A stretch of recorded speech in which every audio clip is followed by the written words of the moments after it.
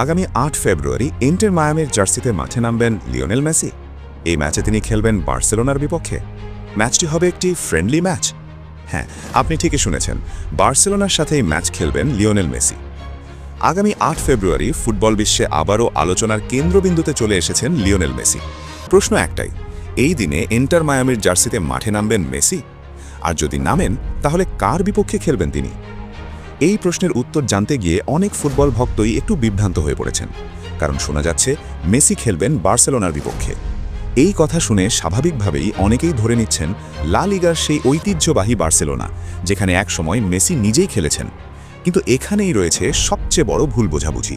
হ্যাঁ, এটা সত্য যে মেসি বার্সেলোনার বিপক্ষেই খেলবেন, কিন্তু এটা লা লিগার বার্সেলোনা নয়। এই বার্সেলোনা আসলে ইকুয়েডরের একটি ফুটবল ক্লাব, যার পুরো নাম বার্সেলোনা স্পোর্টিং ক্লাব। অনেকেই এই তথ্যটা না জানার কারণে মনে করছেন মেসি বুঝি আবার তার পুরনো ক্লাবের বিপক্ষে নামবেন। কিন্তু বাস্তবতা হচ্ছে এই ম্যাচটি একটি ফ্রেন্ডলি ম্যাচ, যেখানে ইন্টার মায়ামির প্রতিপক্ষ ইকুয়েডরের ক্লাব বার্সেলোনা এসসি। এখন প্রশ্ন আসতে পারে, এই বার্সেলোনা এসসি কি খুব ছোট কোনো দল, নাকি তারা সত্যি ইকুয়েডরের ফুটবলে বড় কিছু?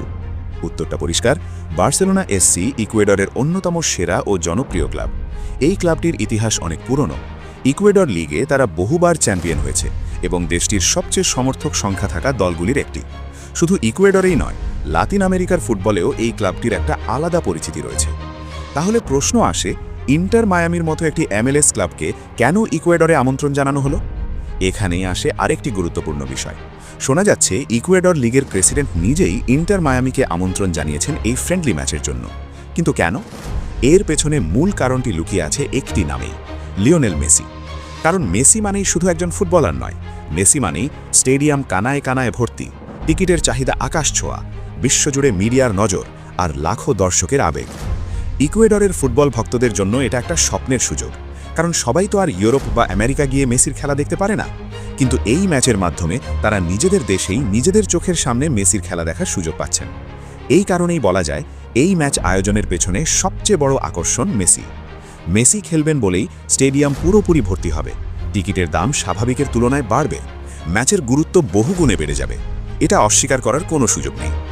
এখন আবার ফিরে আসি সেই ভুল ধারণার কথায়। অনেক মেসি ভক্ত ভাবছেন মেসি বুঝি আবার তার প্রিয় ক্লাব লা লিগার বার্সেলোনার বিপক্ষে খেলবেন। এই ভাবনাটা আবেগের জায়গা থেকে আসলেও বাস্তবে এটা সঠিক নয়। এই ম্যাচে মেসির প্রতিপক্ষ হচ্ছে ইকুয়েডরের বার্সেলোনা এসসি, স্পেনের বার্সেলোনা নয়। তবে এখানে একটা কথা স্পষ্ট করে বলা দরকার, বার্সেলোনা এসসি কোনো সাধারণ দল নয়।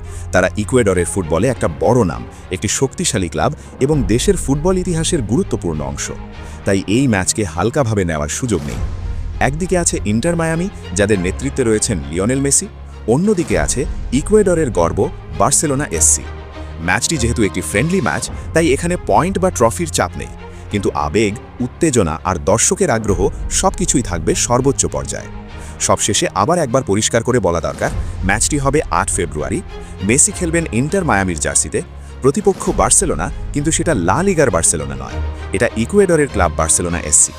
ম্যাচটি একটি ফ্রেন্ডলি ম্যাচ এবং এই ম্যাচের মূল আকর্ষণ লিওনেল মেসি।